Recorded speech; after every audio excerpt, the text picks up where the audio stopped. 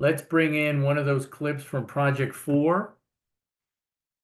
I'm going to show you how to do, I think we were watching some samples the other day, and every time we watch those things, I said, okay, I want to highlight this, highlight that. So how you can do fast motion, slow motion. And a cheap way, uh, it's kind of like the bare bones version of time remapping. We're not going to get into that so much this week.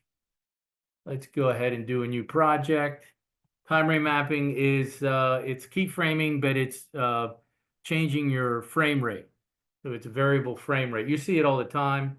It was a great example. The matrix, let's go ahead and just name our exercise tonight. Exercise 0701. It was made very popular by the Matrix, the original Matrix, exercise 25. There you go. They also incorporated that with green screen, 360 green screen. So back then, that was like what, 20 years ago? So that was very cutting edge at the time. Okay, so let's go ahead and if we're in the project, let's go ahead and import one of those clips from Project 4. Let's grab the clip that is where the students are walking down the hall. Okay, hang on a second. Where is that? So bring that in. Should be in your Project 4 video clips. I think it's called Walk Long. This one right here, where is it? Group Walk Long, right here. All right, the students are just kind of like strolling down the hallway. So go ahead and just drag that into your timeline. Right, so this is the raw clip. Yeah, it actually goes from the back. Right, we cut it right around here where these guys are walking and they walk out. So let's take it back before they turn this corner. So I'm going to go back to about here. So I'm just going to trim the very top of that. That's maybe about 3 or 4 seconds from the top, right? I'm going to go ahead and just do a basic scale adjustment because I want to get rid of those black bars on the side. So I'm just going to scale that up a little bit so it feels the frame. I'm going to call it 1112. There you go. All right. So when you're playing back at 30 frames or whatever your sequence settings are, that's real time. Actually, it goes from the backyard. Right. So that's 30 frames per second. Right, real time. So let's go. So here's how you can do this. You can right click, and remember, our audio is linked right now, and I'm going to show you how you can change that. Obviously, you know how to do that. So we're going to go to speed duration, and here you get your basic duration right now in your current edit, and 100% is real-time speed. So if you double that, it's going to go faster. It also shortens your clip. See, so now from 22 seconds, it's now 11 seconds. And when you hit OK, now it's double time. Of course, your audio is also double time, but you don't have to commit to that. And you can see when you look at your clip right next to the name of the clip, it says 200%. So it's giving you that information. Okay. So I'm going to undo that. I'm going to put it back. So if you want to keep, and this is the technique, you can keep your video faster or slower, but you can keep your audio real time.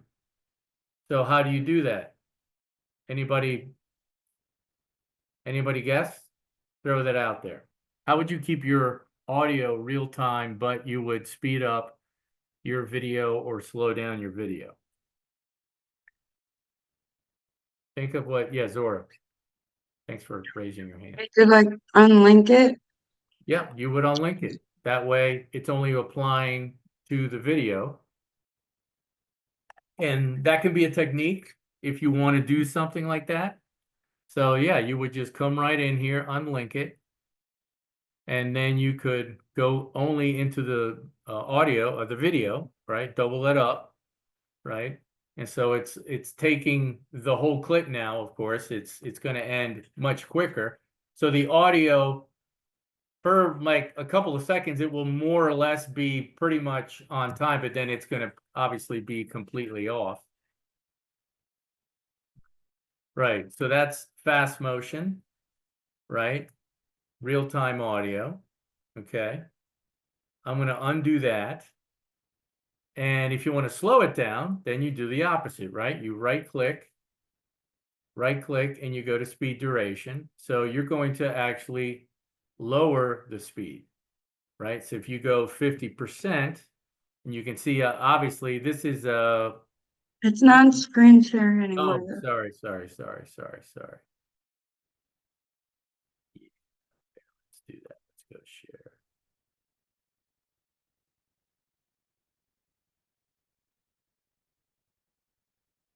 Okay, so now, yeah, so this clip is about what, 22 seconds.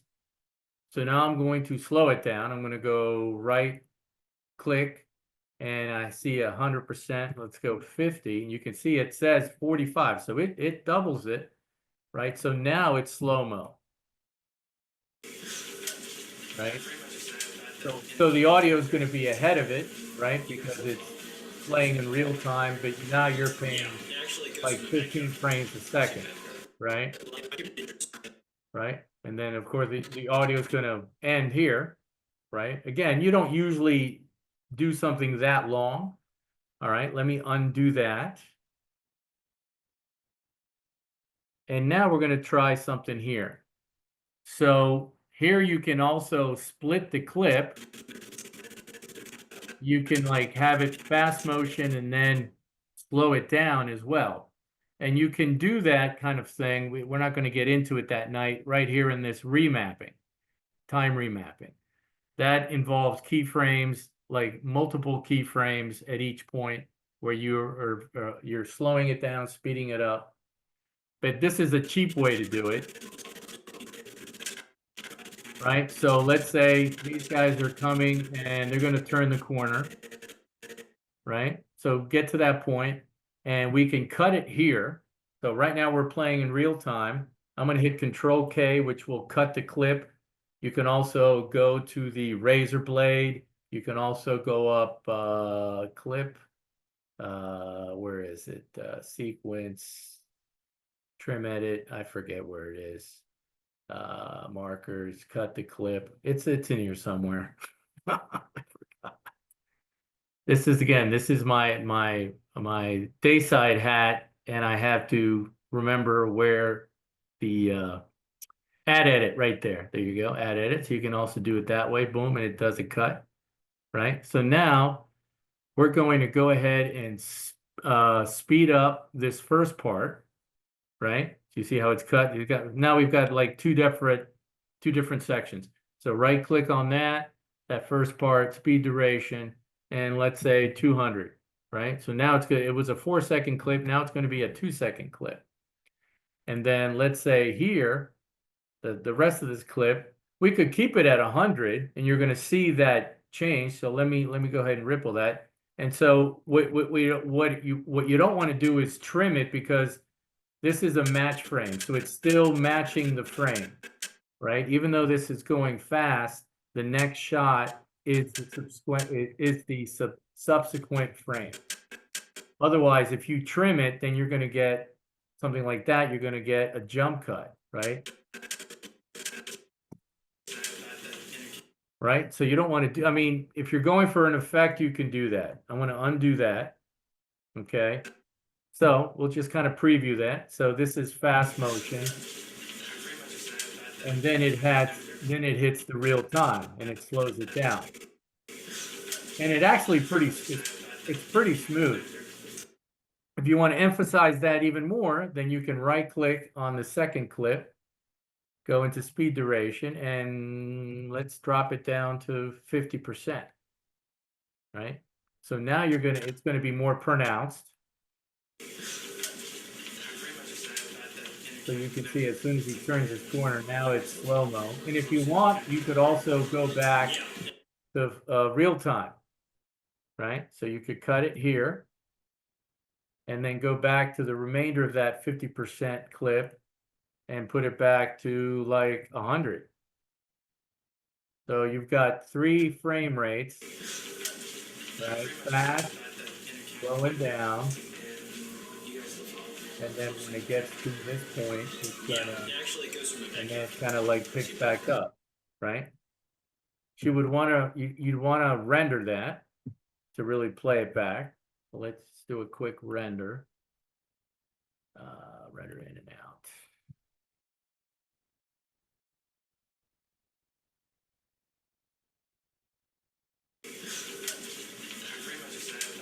Right, so there's playing, slows down. Yeah, it actually goes from the backyard. And there, so it's kind of interesting. He kind of picks back up when he's actually starting to talk, so that. Yeah, it actually goes from the backyard. So it's a little bit off, but we could realign that. So there's some slow-mo, fast motion techniques if you want to incorporate that in Project 5. It would have been really something to do in Project 3 because you were working with stills. Okay.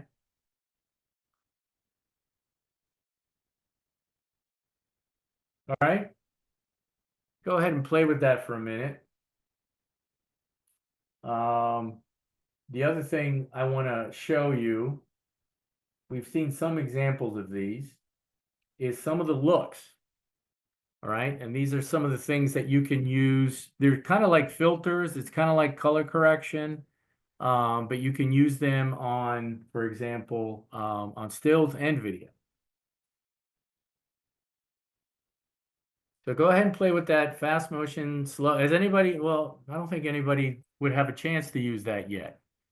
Because we didn't use it on Project 1. All right. Any questions on that?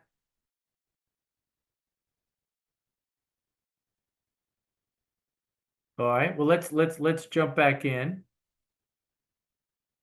And let's take a look at some of these. We can use the same clip.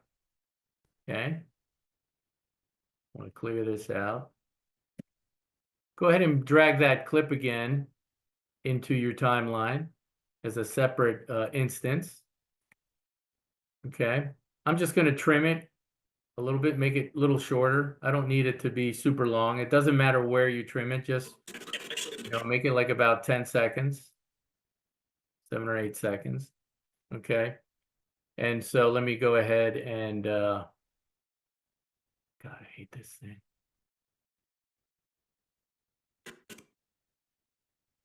I'm just going to scale this up again. I think I was like 112. Okay. Okay, 112. There you go. Okay. So this is the original look, right, from the camera. But you can affect that. You can change it. And of course, this is in effects. And you have some stuff down here in video effects. You've got some color correction.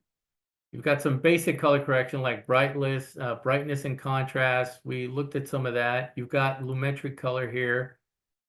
This is another one that you can, manipulate your images. You've got tint. You've got all that kind of stuff. But these are separate, a separate folder right here, Lumetri presets. So these are all basically based on, a lot of them are based on film stocks, and they even have one folder called the film stocks. Because when they shoot movies, documentaries, you name it, mainly in like 35 millimeter formats, when they shoot the film, all film is not the same. All film is different. It has different tones, different colors. There's even variances for monochrome, like black and white. Basic things are like temperature, kind of like maybe cooler, maybe a little warmer. When you watch movies, and this is also, you see this on all these series, right? they also incorporate that. It gives them a look. So for example, I'm just going to open up film stocks here, and I'm just going to grab this one, Fuji 3510. Again, these are all based. You can see they have very specific information about that specific stock. So you just grab it, you apply it on your clip, and you can see immediately some small adjustments.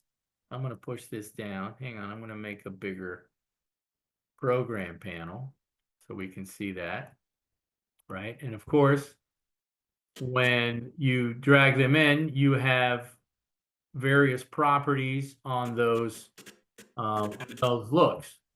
So I'm anticipating that maybe more people will be incorporating video, but you can use this on stills as well. Okay. You've got basic correction. There's a lot of handles here, a lot of properties. Let me just kind of expand that. So for example, here you've got temperature, right?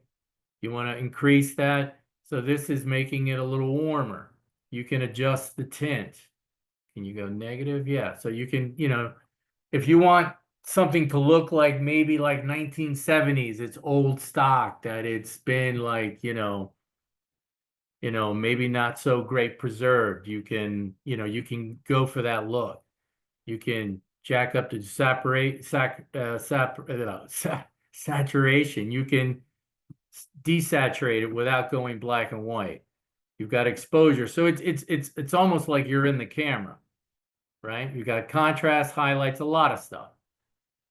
So you can play around with this stuff. You've got a whole bunch of more stuff. HSL, curves, and these things work.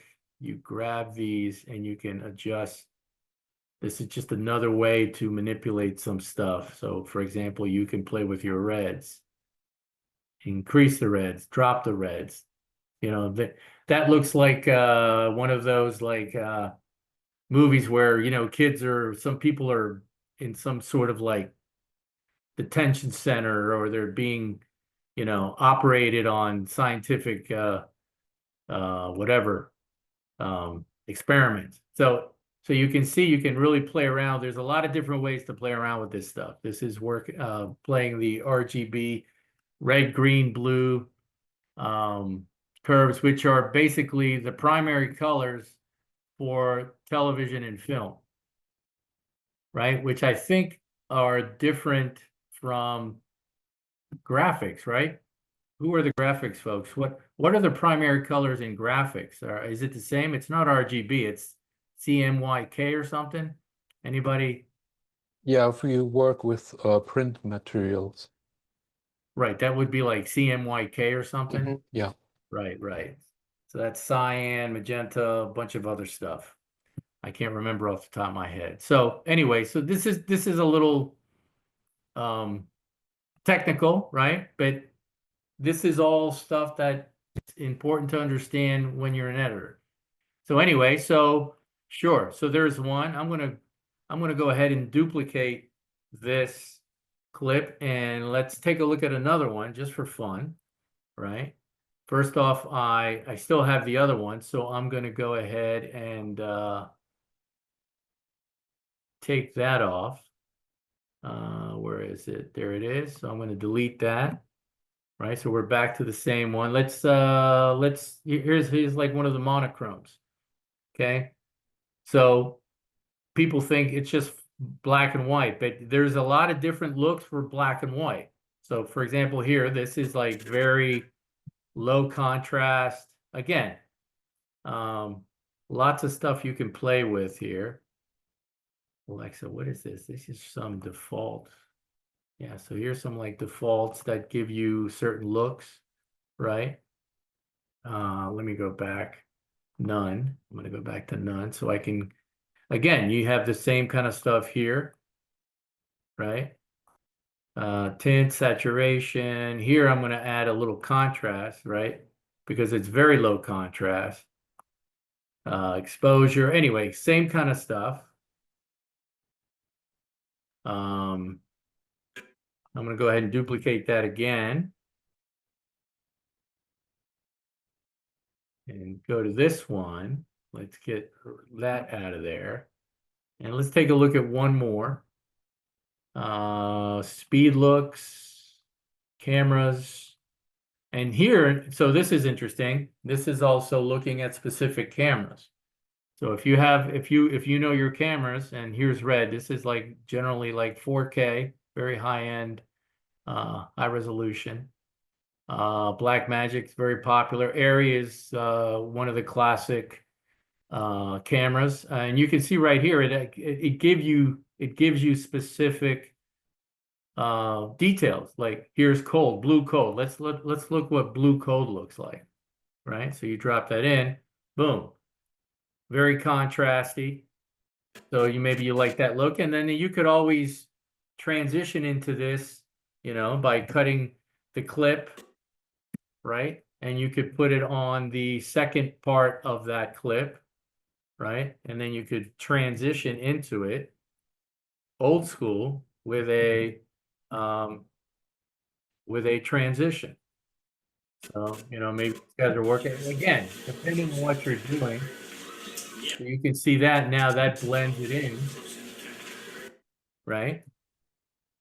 And again, you go into that and you can get a lot of the same types of properties, right?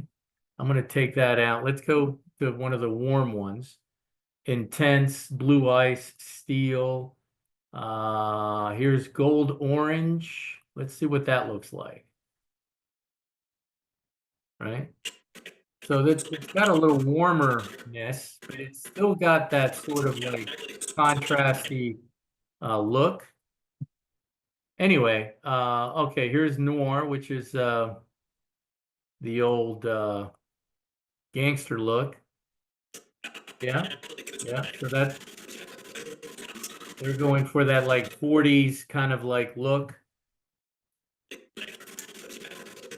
The traditional gangster films, not like gangsters like hip hop gangsters, like the old, Al Capone kind of stuff.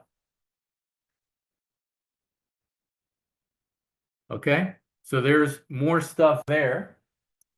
So these are additional resources that you don't have to go to Adobe Stock, although Adobe Stock obviously is a wealth of resources.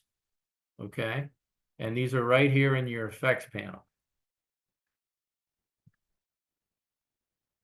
Okay. Oops, sorry. Back here, where are we? Any questions on that? I know a few people have used it. Has anybody else? I think Dominic, you used some of those on your project 3. Did anybody else use any of these? Or maybe you're working on your project 3, so now you can incorporate some of that in there if you want. And that would count as an effect, right? All right. Okay, that's no. Okay, so I'm kind of jumping around because I'm kind of covering some stuff that I wanted to cover before, and so I'm kind of catching up. So I'm going to show you what my editing system looks like at work. And the whole idea is that even though you're working Premiere, what you're learning in this class is pretty much universal, because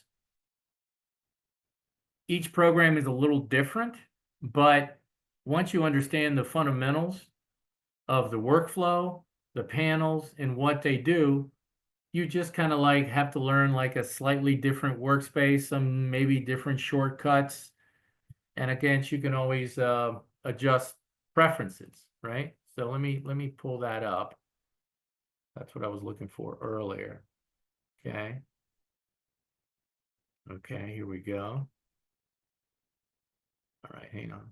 This is just a short video. It's just like a pan. Hang on a second. It's only about 15 seconds. Let me share. Where are we? There we go. Okay. Okay.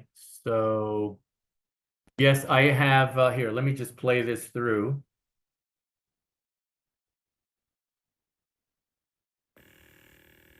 So you can see this is a slightly older version. Actually, it looks a little different now. It actually looks more like Premiere. So yeah, I have 2 panels. And let me go back. So my current workspace is a little different. But these are basically like instead of these panels here being in folders in one panel, they're independent panels. And I have different sort of bins that include different things. I have a bin for sequences. I have a bin for today material that we're using that day. Then I have, because this is news, and then I have another bin here of what we call file. It's not necessarily day of material, but it's stuff that we might use on any given day. You know, it could be exteriors of the Capitol, White House, generic footage of you know, people shopping, the economy, and these days tariffs. And then we have another bin here where I have sub clips where we make shorter versions of clips and then some graphics. And then this over here on the left is like effects, which I save. And then and this is panel houses all of those panels. And then you see the timeline on the bottom, right? And you can see that it covers that whole first panel. And then on the right side, you have the source panel on the left and the program panel on the right, which is, of course, an extension of the timeline, right? And then you have audio, you have the audio mixer, and you have meters here. And here's some basic EQ that I can mess around with. And then this white panel down on the bottom is what we call interplay, which is basically a giant database. It houses all the material. And because we're these days everything is integrated, and again, I'm remote, so anybody, you could have anywhere from 5 to 10 or 15 editors accessing the same clip, right? And so I bring that clip, whatever clip I need from there, I grab it and I drag it into my panel, and then I'm using it, but there could be 5 other editors at the same time on different stations using that same clip. But it doesn't affect what I'm doing, and what I do does not affect them, right? So this is editing in the real world, right? And then this is basically, think of it like it's like iTunes or Spotify, and everything I do, I save it and we check it in. It's what we call it, right? And then it updates, and it's a giant directory here. So all those panels, anything that I have in those panels shows up in here. So if my editor before that I got on, they did the story for the morning, and then I take their story and I have it as a reference. If I need to go back and grab something from their sequence, I can go grab it and then use it in my sequence. So it's very integrated. Okay. And you can see it's basically not that different, just like the layout. But now the newer panel, these panels are all sort of like embedded, and they've become, this is Avid, this is Media Composer. Avid is the company that completely broke out. They were the original disruptor with nonlinear editing in the early 90s. They completely changed everything. All right. But now they've become more and more like Premiere, because Premiere has taken a lot of market share. And one of the reasons Adobe has taken a lot of market share is because it integrates so seamlessly with all these other programs, which are industry standards, right? Like Photoshop, After Effects, Illustrator. When I work Photoshop in that system, I can't just bring in a PSD and manipulate it. Okay, it's I'm over it because it's a lot more work. I have to break out those layers and bring them in, and then I have to build it in the timeline.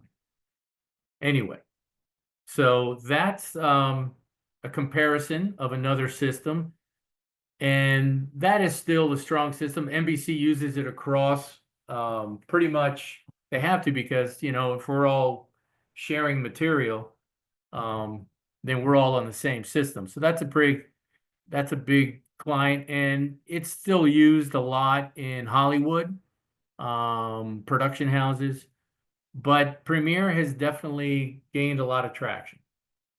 All right, so there's a little quick industry input. Has anybody ever worked with that system, or anybody familiar with that?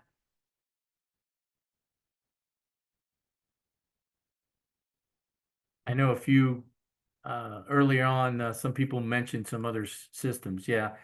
One of the reasons they lost market share is because you couldn't just get the software. You had to buy a turnkey system. Adobe, you don't have to buy a turnkey system. It's a software company. You download the software, you install it on your computer, and you go. Right? You have to have a pretty um, powerful computer. Okay, Christian, I see that you're here. I marked you absent. Do you want to be present? Yeah, I did. I sent you an email before class saying I would be a little late. Oh, okay. Yeah. Well. Yeah, I sent it as a reply Oh, okay. to the Zoom link email. Okay, no problem. Yeah, I sometimes don't see that if they come too close to class. So let me put you in. Okay, so any questions on that? Oops, I just clicked the wrong thing. All right, so now what I want to do is before we watch any projects, and hang on a second. No, this before we watch any projects and then look at project 5 samples. And I also have a sequence that I'm going to share with you that I did many years ago. Okay, there you go. Okay, all right. So everybody is here. That's good. All right. Then I'm going to go and we're going to go to Zora and then Dominik. Zora's going to share some with that one technique that you did. And You said that I can't pull up that graphic template for some reason. I couldn't even open, I couldn't even get any templates open like earlier today. So I don't know what's going on with my system, but I could do that. Man. yeah, we'll share. And then, so I just want to explain what we're going to talk about a little bit. You can explain it too. You use the Colt Ultra key to cut out the background of one of the graphic templates, right? I think you said that. Yeah. So that's a good technique. So let me share. Let you share. Okay. Well, I had a question Go ahead. about the screen sharing. So I have a screen, like an extended screen with the Premiere on top. Can I choose which screen is shared? Or Well, I mean, can you just show your workspace? And this is project 3, right? I know I kind of threw this hold out. on. I guess hold on. Well, I was I'm just just not great at Zoom. I mean, I can pull up your sequence bit. I don't have any media attached. You know what I mean? So I was hoping that we could see. Okay, yeah. I'll try. Yeah. So you Yeah. have your project 3 sequence open, you know, with the other panels, and then I'll hand over like I'll make you like a co-host, Gotcha. and then you I think you'll show up. So Okay. we didn't Cool. really practice, folks. Okay, so hang on, and then let me see. Let's try this. Make co-host. Okay, so you're a co-host now. Do you want to make Zora the co-host of this meeting? Yes. Okay, I've done this before. Okay, so now I think, do you have a share? Okay. Yeah. Zora. Okay. Oh, there you go. There you go. Yeah, great. Cool. Yeah, we can see your stuff. So over here, well,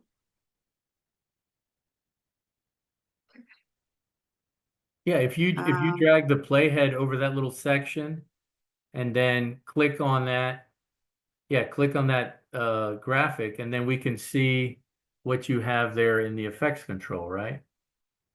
yeah, well, so the first one was a graphic template, so I just need to like unrender it. But Okay. okay, here. So some of the graphic templates have an option where you can choose a background color. So if you make it green, then you can So take you out the green, like right, you with cut it out. Yeah, yeah. nice. So this has a ultra key, and then I made it green. So anything that was green in the background, here, uh, So it gave you transparency, and then you put that other frog, yeah. whatever, And PNG so yeah, underneath. so that's under there.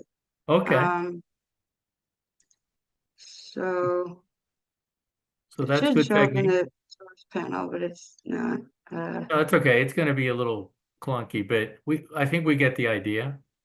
Yeah. Okay, and then you wanted and then this is something else, but Yeah. um, so Yeah, yeah. It's just kind of the same thing.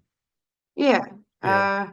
there's just something like behind it, and then Right. Then you scaled it. um, Right. yeah.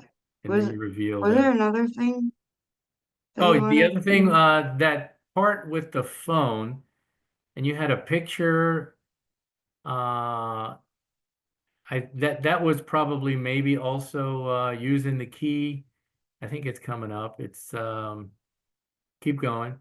Uh, and you reveal a phone and the image on there you go. It's right Yeah. after that. Yeah, yeah, Okay. yeah, yeah. So yeah, so I started with it like scaled all the way Mm-hmm. up, and then wait, where's the key? Yeah, Yeah, yeah. come back. I know it. Okay. Right. And then that So this, becomes, yeah, go ahead. yeah, this already has the picture on it, but it's scaled all the way up.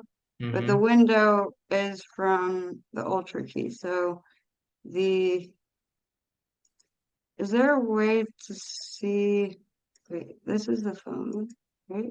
Yeah. Okay. Right. So this was white, So that was white. and So you cut out the white. yeah, I'm trying, but wait, so where was, And so, hey, we'll let I me, see. yeah, I'm looking Sorry. at so the phone is on what, video 9 or something right here? Yeah. Yeah, it's on 9, and I cut out white, it looks like here. And then So you had it scaled up and then you scaled it down. yeah, so then it's So like was it sort of a already fake zoom out. Like right? And then you so here's transition. all the way up, but it's in the window that was Mhm. like keyed out. Oh, I So see. Right. And so then you then just when it scale down the phone. yeah, Gotcha. that, Okay. Okay. And then once you landed, you dissolved into that other calculator thing. yeah, so this is and it's a screenshot from the calculator on my phone, so But uh right. So the phone is on V9, and then this calculator, Adobe stock image, 8. is on 10. Wait,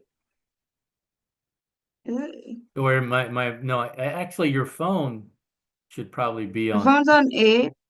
Well, the Oh, I see calculator. Adobe Yeah, yeah, is yeah. on 9, and the calculator's on 8, and No, I see it now. the next one is the next thing that's on 10.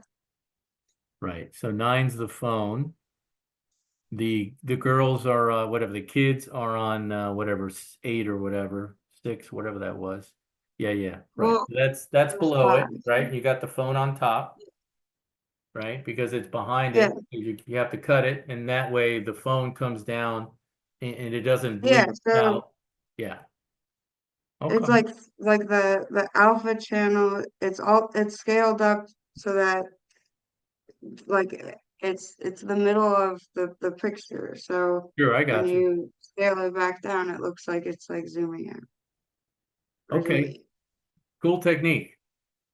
Cool Thanks. technique. So one takeaway here is obviously, as I mentioned, you can manipulate those graphic templates, right? And so there's one way. A lot of times, most people mess with the motion effects on that stuff, but you can also cut out that background and make it more organic, make it your own original thing, right? All right. Yeah, All right, good. Well, thanks for sharing that, Zora. Sorry. So you'll be a good teacher. Okay. thanks. All right, very good. So that was good. And by the way, that Ultra key, let me pull that up in case anybody wants to play with it. I didn't get into that much. We use the basic keying, right? The color key here, right? Which was pretty simple, right? I just added it there. But the Ultra key, so here you can see a little bit more detail. This is has a little bit more properties. It's a little stronger. Maybe I'll play around and do something, a quick thing for maybe Thursday, like 5 minutes. Because when you do green screen and you have people like standing in front of a screen, you can cut out a lot of that background with what they used to call a garbage mat, and you sort of crop it out.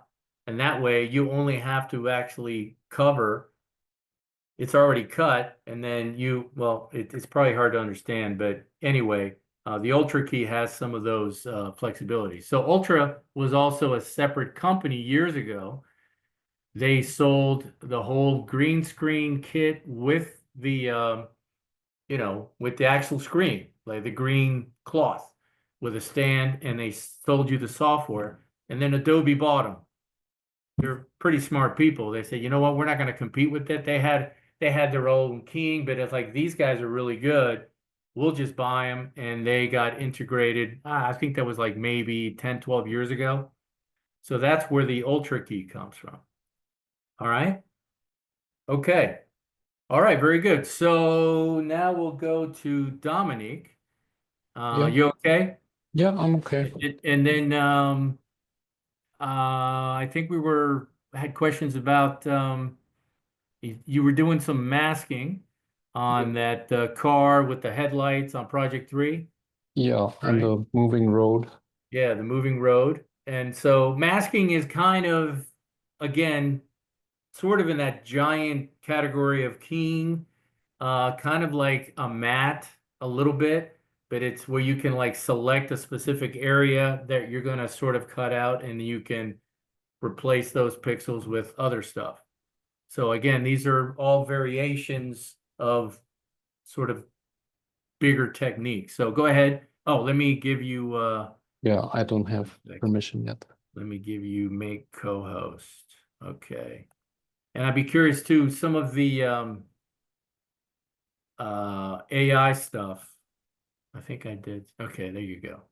We'll go ahead and yeah, there we go. So Okay. yeah, that's the full project where that's also nested, and I put some color effects on it at the end. Like I have a Lumetri color here, Mhm. and I added some noise too for a gritty Okay. effect. I was going to talk about noise. But let's go in. It's here. Yeah. So gonna stop the sound because it's gonna be a little annoying. So that's the scene. Right. And that Um, that green layer below on whatever two is the nest, right? is the road. So it'll start from the lowest one. I have two pictures I used for this. It was this picture of a long road. Mm-hmm. And in this composition, I just moved it like Right. that, Okay. which is done here in the effect controls. You blowed it up a little bit. You scaled it up. Blowed it up, yeah, by 125, and then just a simple move from Right. down to upwards. And the next one would be this one, I think. Here I used a basic 3D effect, and I masked it out for, I think this one was not necessary. I don't know why I did that 3 times. Right. It happens. But yeah, it adds a 3D effect to the trees. Oh, okay. So I did this basic 3D effect, which allows you to swivel stuff, and I used it with a mask here. The mask is just on this part. Oh, so the trees are separate from the road in Yeah, terms of the it's masked layers. out, and then I just swiveled it up. Oh, I see. Gotcha. Gotcha. Right. Right. Nice. Okay. Yeah. Yeah. So that And the same blends I in. did on the other side with another basic 3D effect and swiveled it the other way around. Gotcha. Okay. Right. Right. And yeah, I think I chose some feathering so it does get some blur on the sides. Right. Blends in a little bit. Yeah. So now, how about the light where the masking was? Yeah. That's gonna be here. So in this final one, I used first of all, I used a corner pin. I don't know if you can see it here. So I moved the corners outwards, these ones here, to stretch it a little to make it like even more 3D. Oh, And then I did use some brightness and contrast on it, made it darker. so where is the source of that light though? Is that from the road? That's the original color. So I put a Oh, Lumetri I see. color on it to make it dark, which Mhm. was called a day for night, I think. Yeah, yeah, yeah. Okay. And then I masked, oh, there it is, SL blue day for night. Yeah. Oh, that's one of the Lumetris. hmm Yeah, yeah. Okay, gotcha. And then I put a mask on that, which is Right, for the lights. right. So you have to use the pen tool to sort of shape that what you're going to reveal. Yeah. Right, right, Here I right. put some um frames in there. Yeah, I had to do it by hand and move it around because it doesn't Mhm. have any tracking. Right. Yeah. That's a lot of work. That's good. Okay, there you go. And there's another mask here that's just a shadow that also tracks with the car.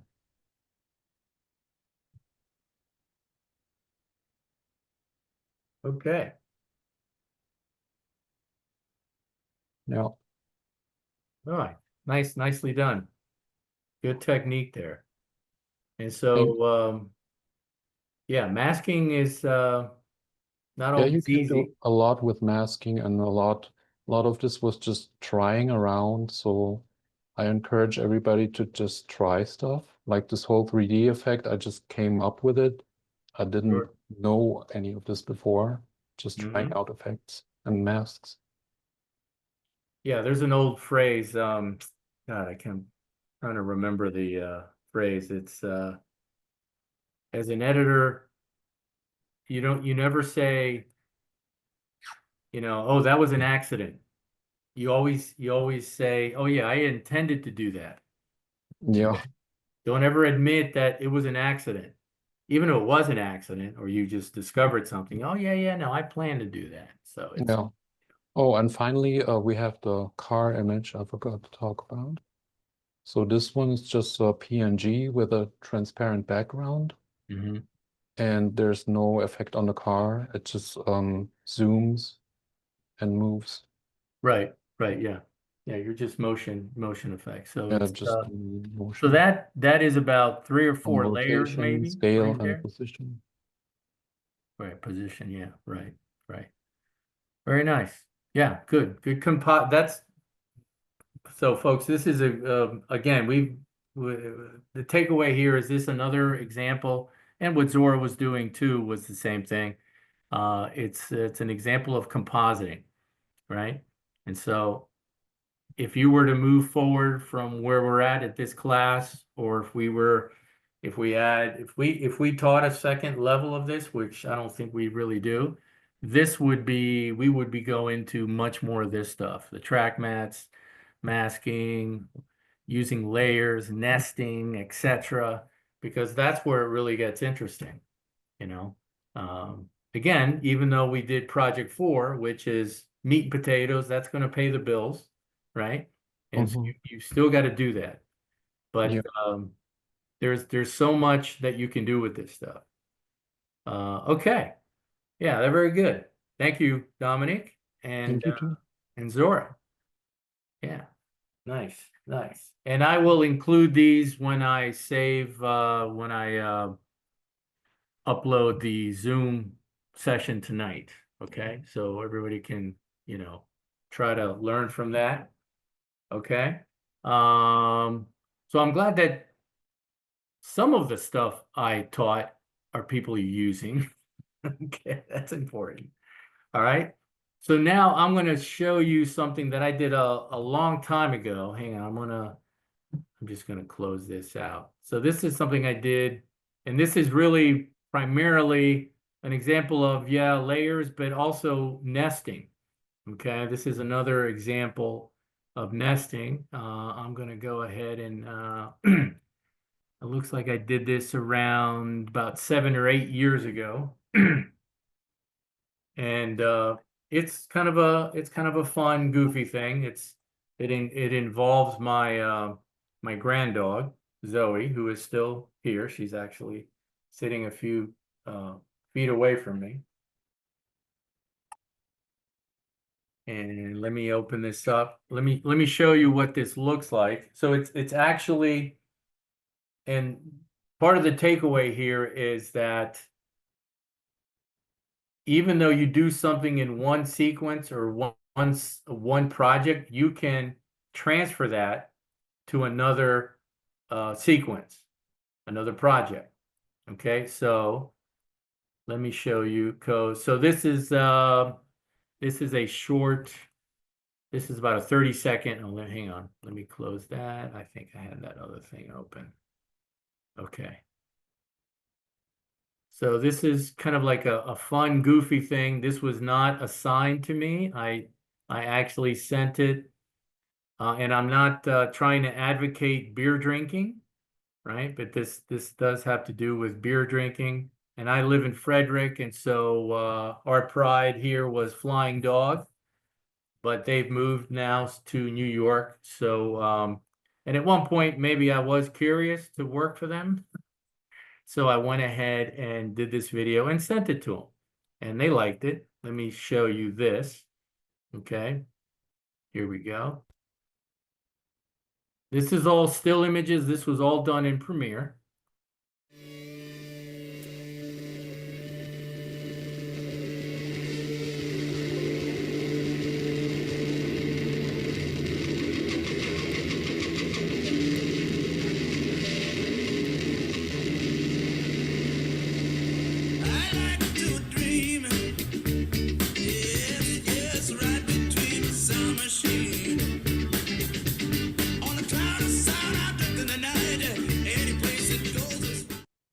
Okay, so that was the original idea.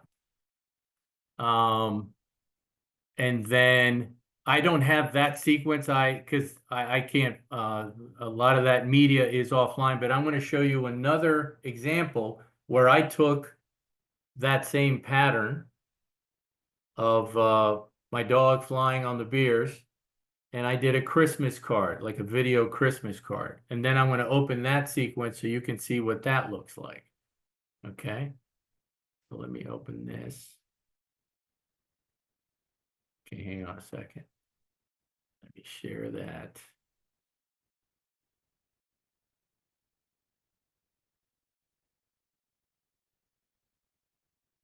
Again, it's about 30 seconds.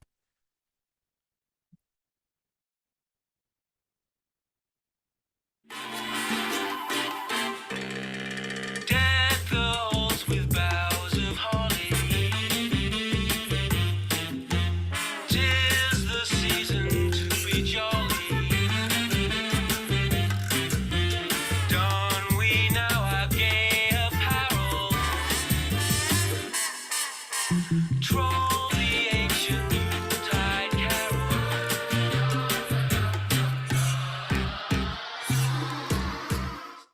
Okay, so that evolved from that other piece.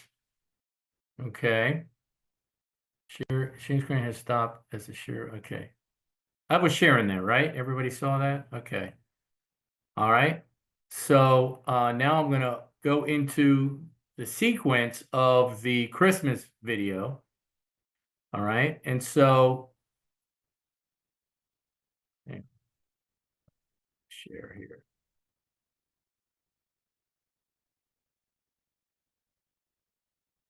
Okay, let's go here. Okay. So this is kind of a technique workflow advantage. So let me see, let me show all the layers. It's only one audio track, so I'm going to push that down a little bit. Okay. This is an old version, so my font is different, but and let me go ahead and just mute that. Let's mute that for a second so you can see.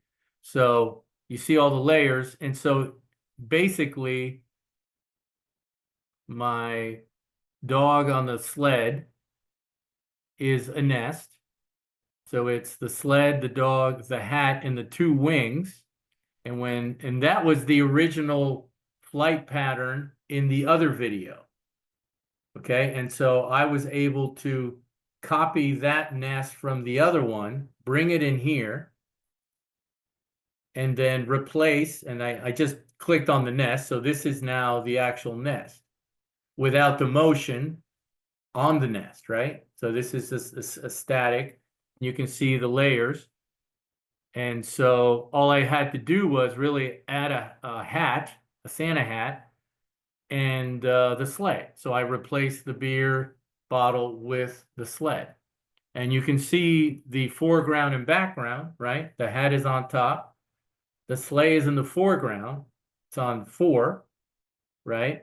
Zoe is kind of in the middle, right? So she needs to be behind the sled. So you can see the track hierarchy. And then, of course, both wings are behind her, right? Because they need to appear that they're coming from behind her back. All right. And so this is actually, the wings are actually a really, you can see they just repeat. The hardest part of the wings was that I had to center the wing, the anchor point, so that it would float, so that it would go up and down. Otherwise, it was not going to appear like a wing. And so because Flying Dog had a bunch of they had a bunch of promotional materials on their website, and I just downloaded the stuff, right? So, and then of course, when you go back to the main sequence, and then of course, that just has some basic motion, you know, a little rotation, right? So it angles up. And then once you do that first nest, right? You only do the first nest, and then I just copy and paste, and then I just stagger it, and there it goes. So you don't have, you know, I didn't have to do every nest. And then of course, everything else is, you know, the background, the snow, you know, and then the presents and that kind of stuff. Okay. So,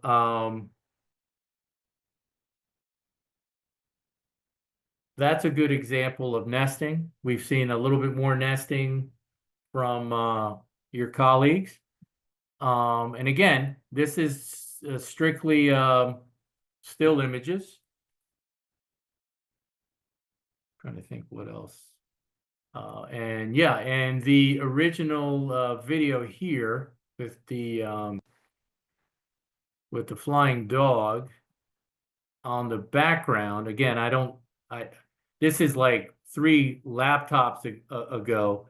That background, you see how it's kind of like morphing. That was like a still image. It had some sort of gradient, and I think I put the video effect on this was, I think it was called turbulence. Maybe this one. I think it's what is it called? Turbulence. And it just kind of like, it's kind of like a wave warp. Yeah, turbulence. I think it was a turbulence displace. You're not sharing. Oh, I'm not sharing. Sorry.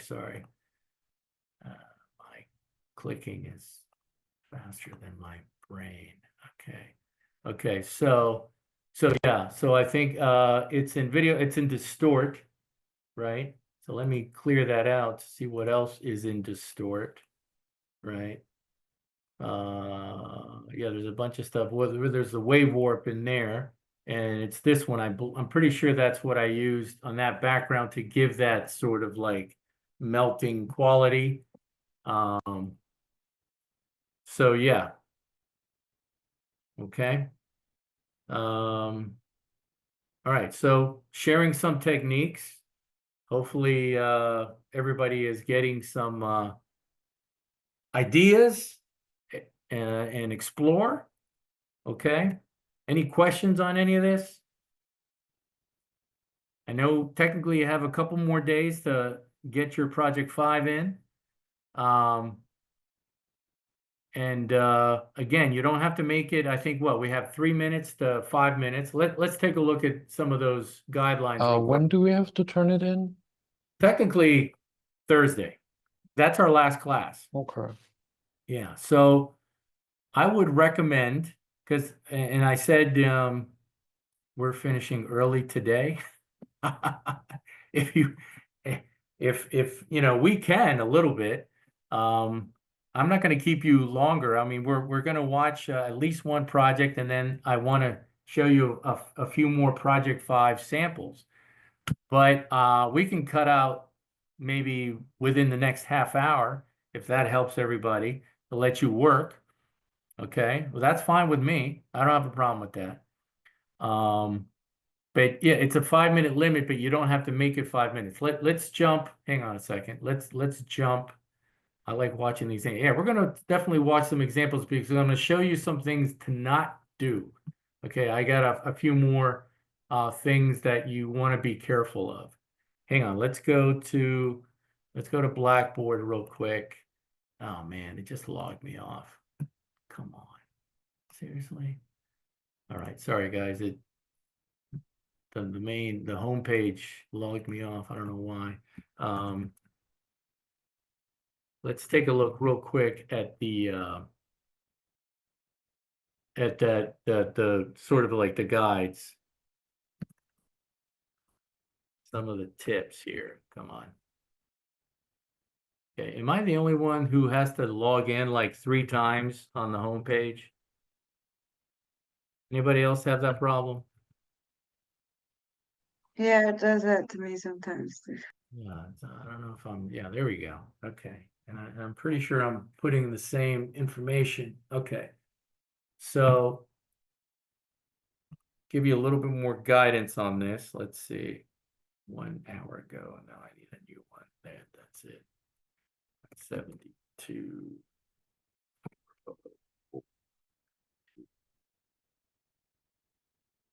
Okay. All right. Let's go to Blackboard real quick. Take a look at that project 5 stuff. I'll share in a second. Hang on.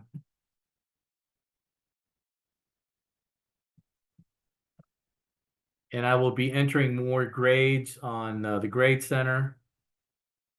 And I will be emailing grades as I get them. I've got a few that I have not graded. So if you submitted a project, I more than likely have it. I just haven't gotten around to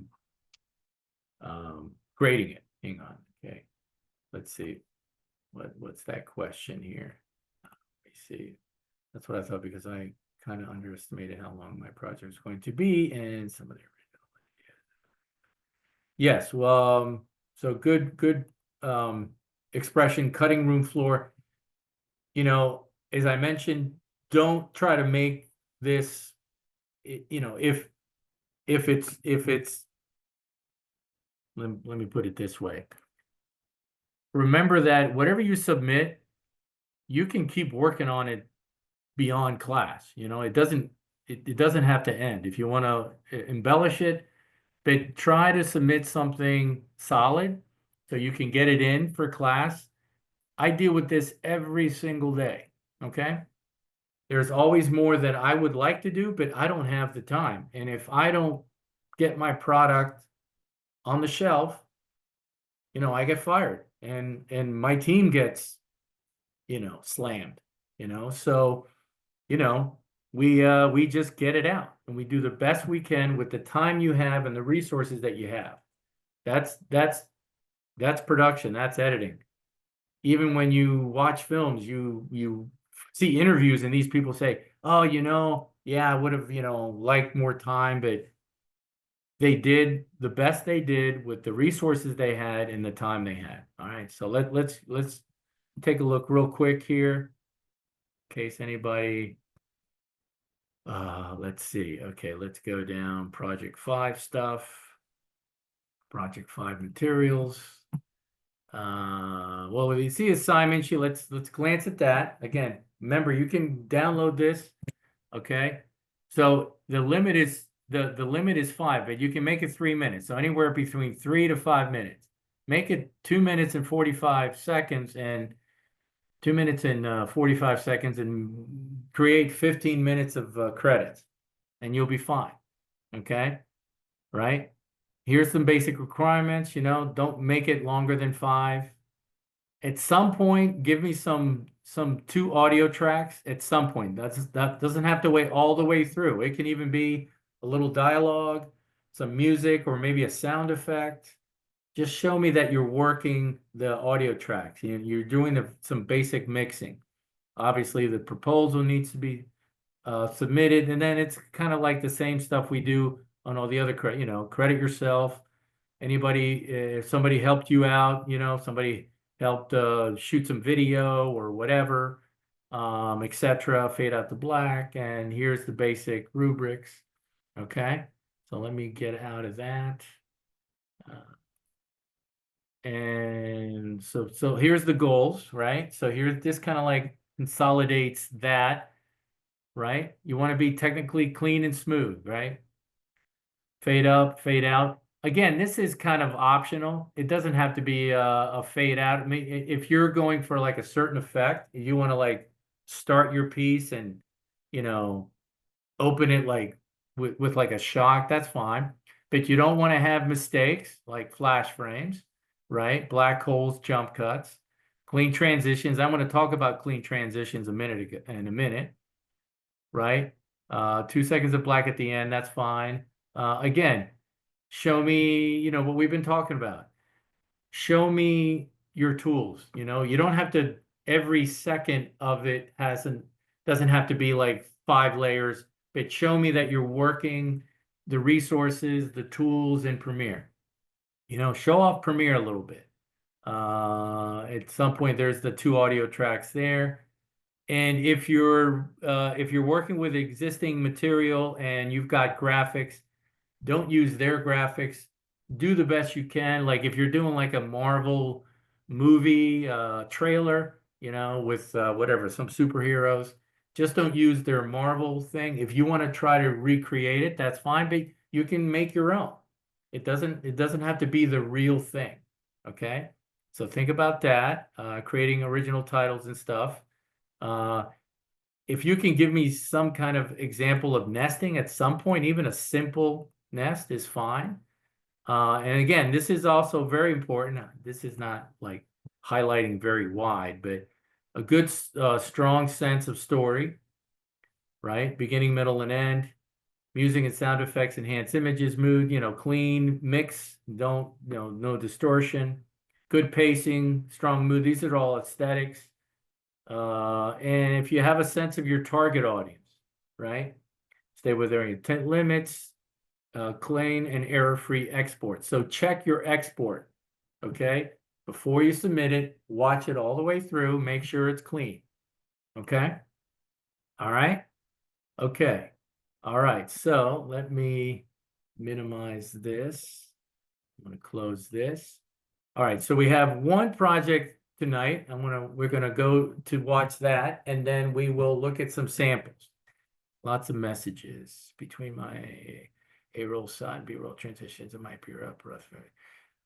Do the best you can. Make it tight. I can hope I can swish it in 5 minutes. Got to make it a lot shorter than expected. Everybody's got to make cuts, and then go ahead and embellish it and make it your dream project. Okay, but get it in. Same shooting a video for segments. 3 minutes, 1 minute 45 second B-roll is challenging. Okay, it's all challenging. Okay. Okay, so let's see. I think I have. I think the only project I have tonight to share from one of your colleagues is Layla, project 3. I got that the other day. And also, I don't know if I put it on I don't think I put it on the assignment sheet because I've only been doing this for a few years. I've required this. Remember to also send me your project file with your export, just like you did for project 3. Right, so I also need the project file for project 3 in addition to the export, and I also need the project file, right, offline. I don't need all the media, and in addition to the export for project 5. Okay, all right. So let's take a look at Layla's piece, project 3. Okay. An unstable driver is causing hard. Oh, sorry, hang on. Go back. Okay. And I only scanned this, so I have not really watched this either. Okay. Okay, hang on a second. Share. Go away. Okay, here we go. This is Layla's project 3. Here we go. And then we'll look at some samples and break those down a little bit. Okay, here we go.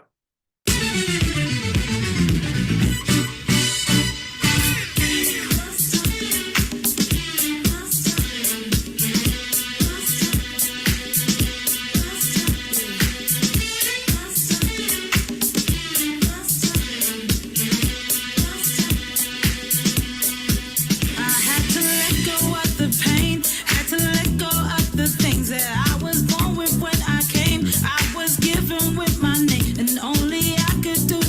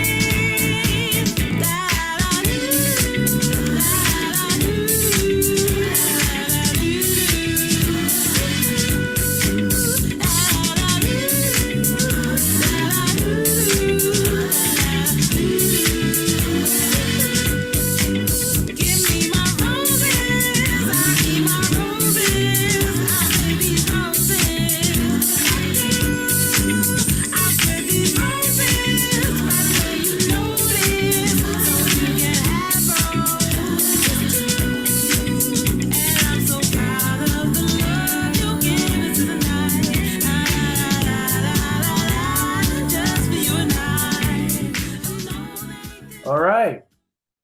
Very nice. Okay.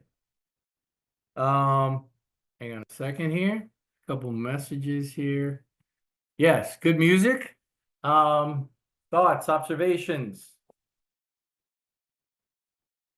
Well, we were just talking about target audience, right? I think this has a pretty focused target audience.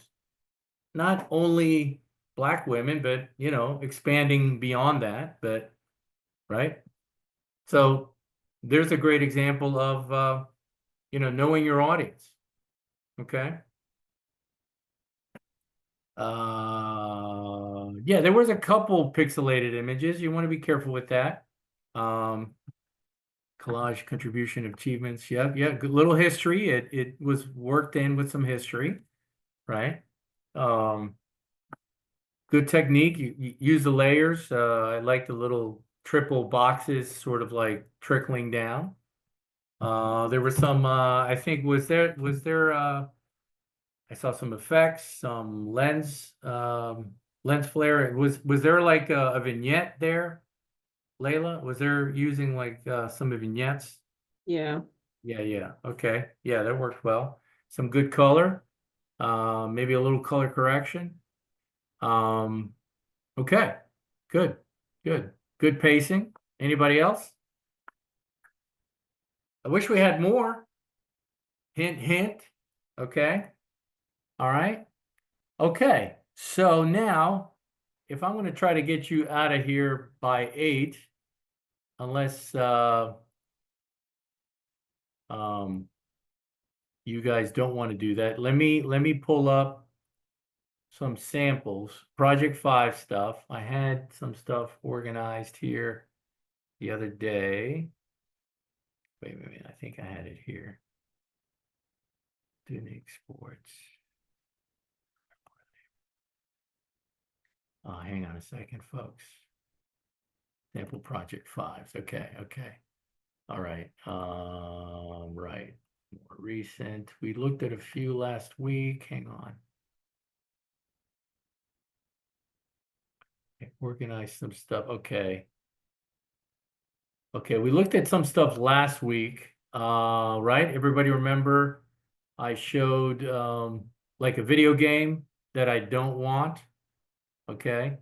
I can reiterate this. Let me reiterate that right now.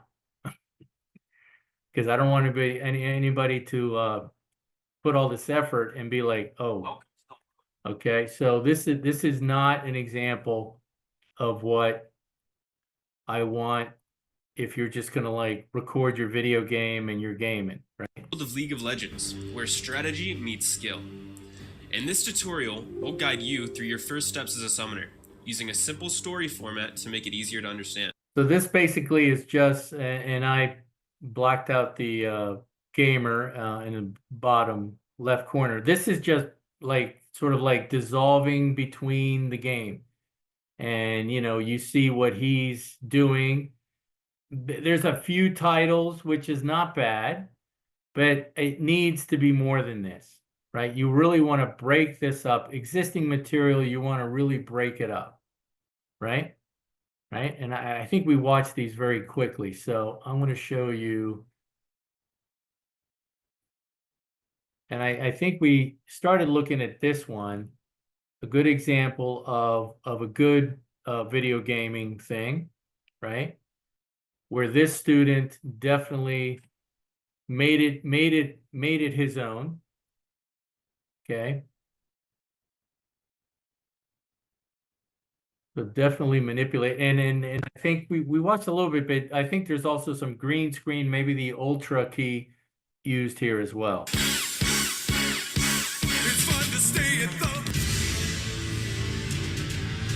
Elden Ring, a game notorious for its absurd difficulty.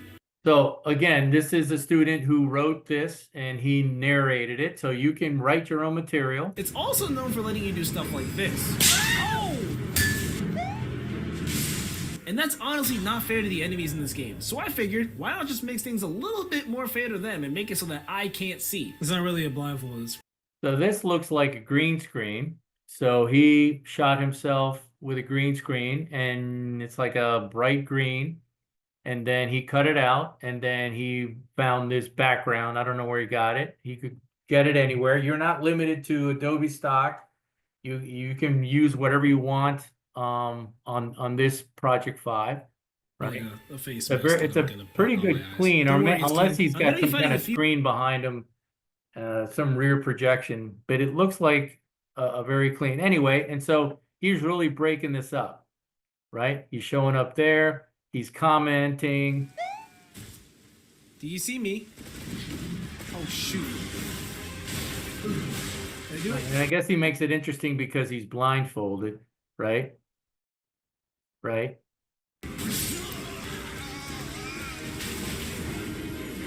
Okay, I got my lock on. Blindfold goes on. Look at that, doing damage. What about this? Yeah, how about that? Yeah, okay. So it has, obviously a comical tone. It's funny, etc. Right? Okay. So now I want to show you something that you really want to be careful with. If you're editing, if you're editing pre-edited material, okay?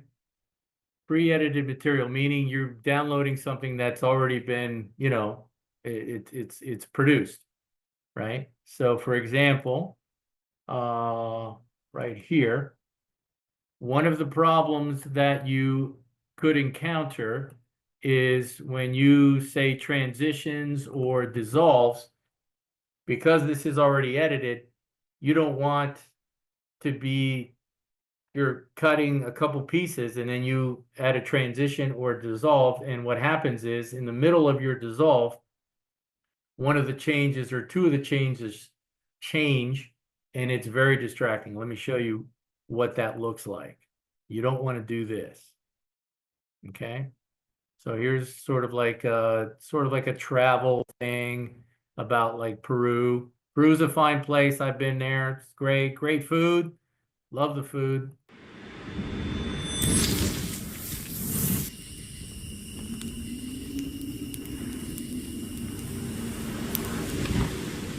Also, for example, these first 4 or 5 shots, I can't remember specifically.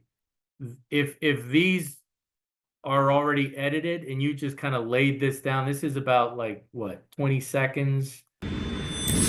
Yeah, so yeah, these first like 5 or 6 shots, it's about 22 seconds of this. You don't just cut that and drop it in your timeline because those are not your edits. I'm okay with like a couple shots, but then you need to change and break up that continuity, which means if there's music with this, you probably are going to compromise the music, right? Because if it's all one layer. So think about using different music with their images. You're not locked into this one thing. This person was just, kind of doing something about Peru, right? But so that's not your editing, right? So think about that. Let me see. I think this might be not too bad. There's one coming up here. Standing in the sunlight, never got. Hang on, let me find where that transition. I think it's right in here. Hang on. Okay. The easy kind of love and I let it in. Okay, so right there, we've got this like dune buggy in the sand, and it goes to these hands. It's a very quick shot, and then it transitions into this. So that's not a good transition. I think he wanted to go from the car in the sand to these mountains, which looks like it's somebody maybe did an effect. It looks like fabric, right? So if you want to do that, you take this shot a little bit earlier, go back, and then you take this shot with the mountains a little bit later. Give yourself about 10 frames, 5 or 6, 7 frames on each side so you can do dissolve. Otherwise, you're going to get this that wasn't terrible, but it's a little distracting. I'm going to give you a real example of where this does not work. And I mean, I'm okay with like a dip to black. That's fine. You think I would know Good punctuation. before we let it get this far? I should've let I you think go. what's coming up. Now I gotta crawl out of love. Now I gotta crawl out of love. It's always so That's kind of a little bit. You see how it's transitioning from that wide shot to the person with the camera. See, so that shot was right behind probably this wide shot, or maybe just before the person with the camera. So you don't want that. gotta crawl out of love. It's always That's not a clean transition, right? That's a mistake, right? So this is the point is, it's a challenge when you're editing very tightly edited material. I think here's this one's coming. all of this ain't what you promised. Also, there's a flash frame. You see that?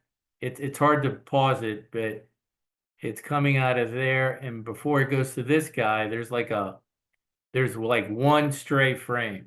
So that's what I call a flash frame. It's so easy to fall in, but now that this ain't what you promised. See, it's hard for me to stop it because I can't. Oh, there it is. See, there's like one frame right there. See that? It's like one or two frames in between. So you dip to black here, and then there's this stray frame, and boom, right? It looks like a flash. That's why it's called a flash frame. It's always so easy to fall in, but now that this ain't what you promised, and tell me how to crawl. There's some fast motion stuff. Anyway, so I think you get the idea here. Okay. So those are things to be very careful of, especially when you might make that mistake with your own material, but you definitely are more susceptible to make those mistakes with pre-edited material. And again, you can use pre-edited material. It's all, everything's open on this one. It's very flexible. Just be careful about that. All right. Let me see. I was hoping to use an example of some AI.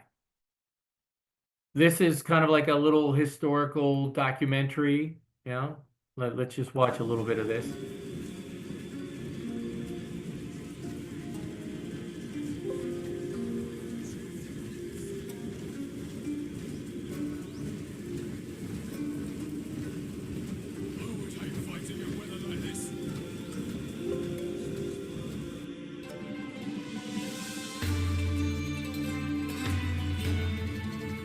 So I think this is a template with the text, and I think he brought in this background from Adobe Stock. I'm not sure where you got the music. It's common knowledge that the Roman Empire fell in the 5th century to an onslaught of barbarian invasions. While partially true, as the Western Empire did fall in 476, it's less known that the empire actually survived the fall of the city of Rome in its eastern provinces. The eastern half of the Roman Empire actually went on to last nearly another millennium. Modern-day historians refer to the Eastern Roman Empire as the Byzantine Empire. So you can see incorporating different types of media, right? Stills, this sort of like 3D video, right? Motion effects, just giving some To the Roman Empire of antiquity, or what it later came to evolve into in the medieval era. The inhabitants living. Okay, so it makes it moving, gives you some history. And so what's interesting about this is that that voiceover right? It kind of just goes through this. He breaks down, you know, it's very informative. And let's go to the some current stuff here. There's the credits, script. So he wrote this himself. And then I think he cites gameplay footage, Total War. Right, and then narration. Okay, so this spot, this might be something to check out. And if anybody's ever heard of this, it's called 11 Labs. So this is an AI site where I think he narrated it, he wrote it, he recorded it, and then he went to this site, dropped his voice in there, and then it converts it into like this British narrator. Yeah, I did that for my project 3, the narration at the beginning and the end. Okay, did you use this site? Yeah, the 11 Labs. Oh, okay, yeah, so there you go. So that's another example of using the that AI. And so, and I checked it out one time. It was pretty cool. It had different voices. So again, there's other resources beyond, obviously, you know, Premiere and Adobe Stock. So that can, you know, give you some other options. This is Adobe Learn. This is their tutorials. I think I've shown you this before.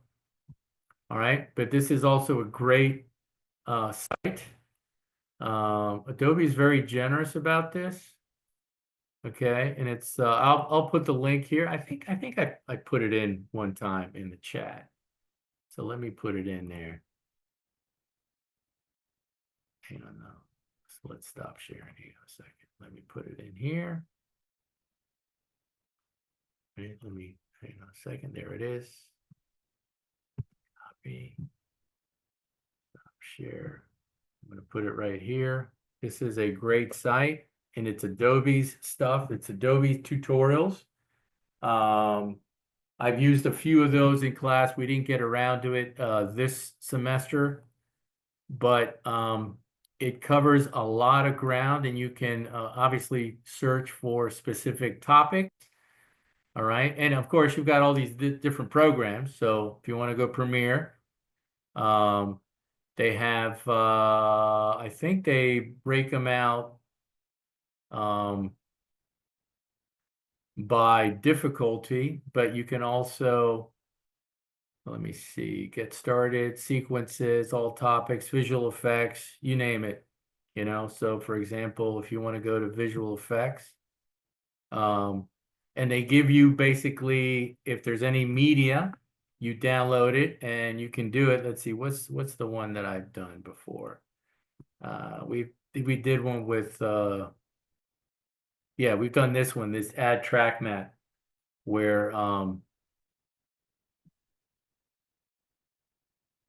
so you download the sample files, and then it One way to control which pixels in an image will be transparent or opaque is to use the contents of another clip as a reference. right. The so track mat key is about to create, but I want placement, so I've Anyway. a graphic. Go to the effect controls. it We'll allows make the you to I'll make sure create the this clip-on kind of thing. floating bubble graphic so it lines up the head here at 204. Anyway, I'll click the stopwatch.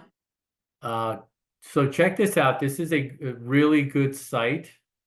And they have a wealth of material. Of course, you can jump into other programs.